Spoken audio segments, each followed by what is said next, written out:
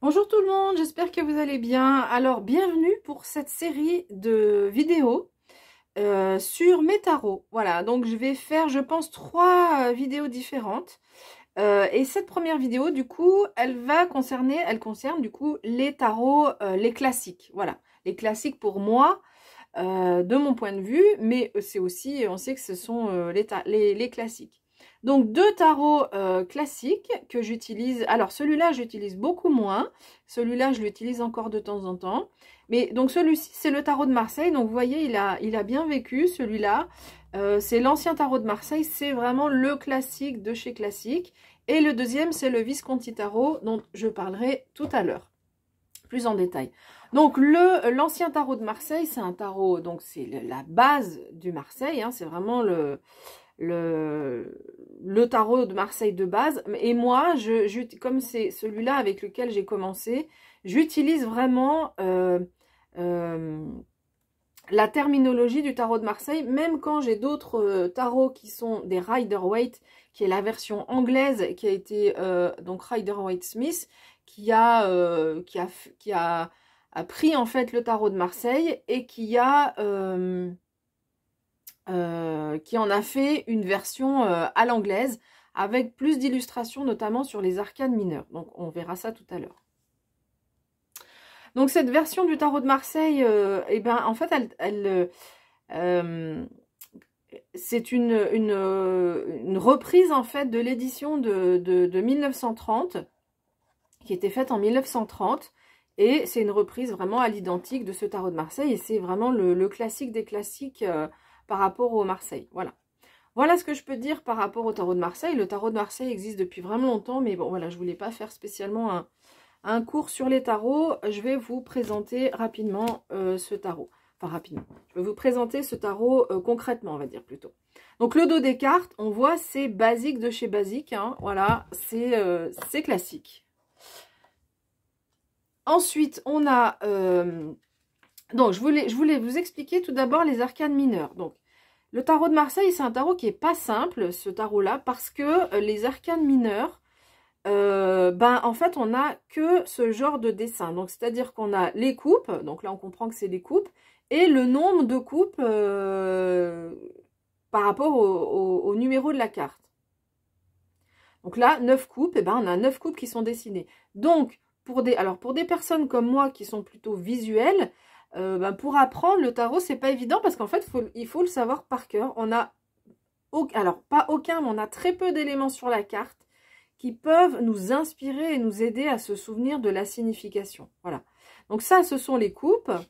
Là encore, on a des coupes. Là, on a les deniers. Voilà. Donc ça, c'est assez simple à reconnaître. Et ensuite, entre les épées et les bâtons, vous voyez, c'est pas toujours évident. Donc les épées, ben là, on a deux épées, mais des fois, on n'a pas d'épée. Et il faut se souvenir que c'est ce dessin-là. Et donc là, les bâtons, où les bâtons, ils sont plus droits. Et donc l'as d'épée, voilà, je voulais montrer l'as d'épée. Sur les personnages des arcanes mineurs, on n'a pas forcément non plus beaucoup d'informations. Donc voilà, c'est un tarot, c'est vrai que pour débuter, il n'est pas simple. Alors moi, j'ai débuté par celui-là parce que ben, on me l'a offert. C'est un tarot qui avait déjà vécu. Mais voilà, donc par rapport donc moi, j'ai commencé avec celui-là, mais c'est vrai que pour commencer, c'est pas toujours évident. Et puis, je voulais vous montrer aussi donc, quelques arcanes majeures. Pourquoi? Parce que si on veut bien garder la terminologie du tarot de Marseille, elle est spécifique. Et dans le Rider-Waite, ben, la terminologie est un peu différente. Et voilà, donc je voulais vous montrer quelques cartes sur lesquelles la terminologie est différente. Et ça vous explique pourquoi moi j'utilise celle-ci. Parce que bah, je reste fidèle au tarot de Marseille. Et donc je garde cette terminologie, même si j'utilise un tarot qui est plutôt Rider-Waite. Donc dans le tarot de Marseille, dans les arcanes majeures, il y a deux cartes qui sont différentes. Donc toutes les cartes des arcanes majeures ont un numéro et un nom. Eh bien, il y en a deux qui ont soit qui n'ont pas de numéro, soit qui n'ont pas de nom. Donc ici, c'est le mat, qui s'appelle dans le Rider-Waite le fou aussi. Donc parfois, on peut dire le fou, parce qu'on voit qu'il ressemble à un fou, à un bouffon, etc. Donc le mat, et lui, il n'a pas de numéro. Et dans le Rider-Waite, souvent, on lui donne le numéro 0. Donc, lui n'a pas de numéro. Et cette carte, elle a un numéro, mais elle n'a pas de nom. Et elle s'appelle donc l'arcane sans nom. Donc, dans le Rider-Waite, il y a beaucoup de personnes qui disent la mort. Mais si on utilise la terminologie du Marseille, non. C'est l'arcane sans nom. Voilà. Donc, soyons un peu précis. Ensuite, donc je montre cette carte parce qu'ici, c'est bien l'amoureux. Alors que dans le Rider-Waite, c'est les amoureux. Donc, mais c'est bien l'amoureux ici, dans le Marseille. La maison Dieu qui est appelée la tour, autrement. Mais ici, c'est bien la maison Dieu. Le battleur qui est appelé le magicien. Donc, c'est pour ça que je dis aussi souvent le battleur et pas le magicien. La papesse qui est appelée la grande prêtresse. Dans le Rider-Waite. Tempérance, et parfois on a la tempérance. Il y a un tarot qui est sorti il n'y a pas longtemps, qui s'appelle le Marseille Visconti, je crois, quelque chose comme ça. Elles ont dit, bah, on reprend les arcanes majeures du Marseille et les arcanes mineures du Rider... Non, pardon, qui s'appelle le Visconti Smith ou le Marseille Smith, enfin quelque chose comme ça, qui est donc un mélange entre le tarot de Marseille et le Rider-Waite Smith. Et en fait, elles ont dit, ben, les arcanes majeures, c'est le tarot de Marseille, et les arcanes mineures, c'est le Smith.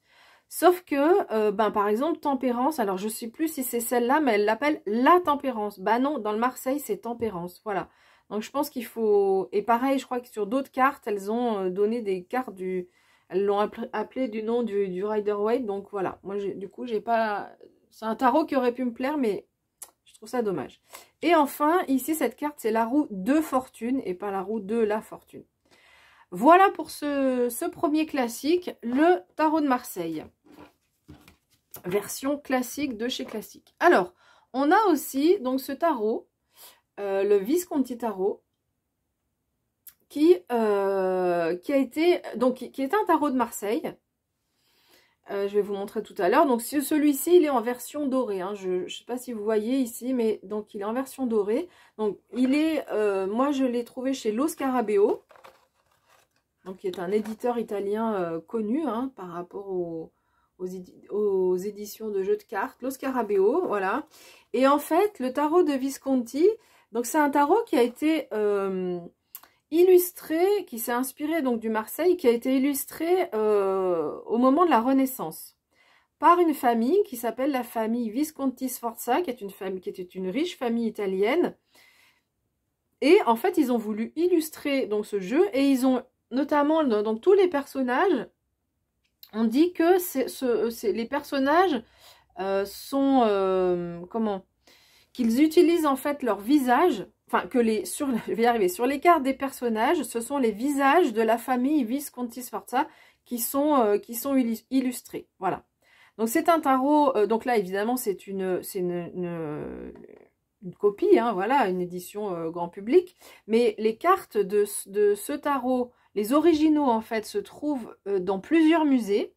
Et alors, donc, on n'a pas retrouvé toutes les cartes du tarot. Du coup, ici, il y a un illustrateur qui s'appelle Atanasoff et qui a inventé en fait les cartes qui manquaient. Donc il a repris l'illustration originale de la famille Visconti Sforza, mais par contre pour quelques cartes, celles qui manquaient, eh bien il a inventé en fait en essayant de garder le même style. Voilà.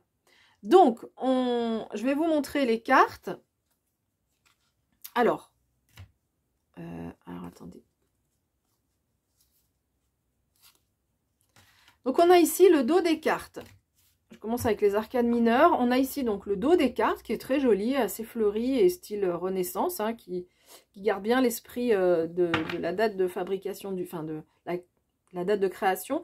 Et on retrouve, comme le Marseille, hein, les deniers, ce sont les deniers. Donc, alors comme c'est vraiment un jeu qui est très joli parce que c'est doré.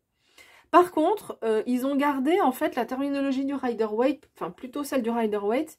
Et donc il est un peu plus simple quand même parce qu'on a tout de suite, on n'est pas obligé de compter le nombre d'objets sur la carte. On a tout de suite le numéro et on a tout de suite aussi, là on sait que ce sont les deniers. Là ce personnage c'est le chevalier, le cavalier de coupe. Et du coup, c'est en fait, comme c'est un jeu, je pense, qui a été édité pour aller à l'international, il est en plusieurs langues, hein. Il y a italien, anglais, français, espagnol et allemand. Voilà, excusez du peu. Donc, et du coup, on verra dans les arcanes majeures, ben, on retrouve la terminologie du Rider-Waite. Donc, vous voyez, on garde quand même donc les personnages ici, ils sont très beaux, hein, c'est vraiment des illustrations qui sont très belles. Mais on retrouve cette idée du tarot de Marseille. Donc les arcanes majeures, comme je l'ai dit tout à l'heure, eh bien, ils ont utilisé la terminologie plutôt du Rider-Waite, parce que ici, par exemple, tempérance, c'est la tempérance. D'ailleurs, c'est bizarre parce qu'en anglais, il n'y a pas l'article, donc c'est bizarre qu'il l'ait appelé comme ça. Ici, bah, ils lui ont donné un nom, alors que normalement, c'est l'arcane sans nom. Mais du coup, j'en profite comme ça, vous pouvez voir un peu les... Peut-être que je peux les mettre plus près. Je vais remontrer tempérance. Donc, on voit, voilà, qu'elles sont dorées là tout autour. J'essaye de vous montrer, mais sans qu'il y ait le reflet, c'est pas évident. Donc l'arcane sans nom, je vous l'ai montré.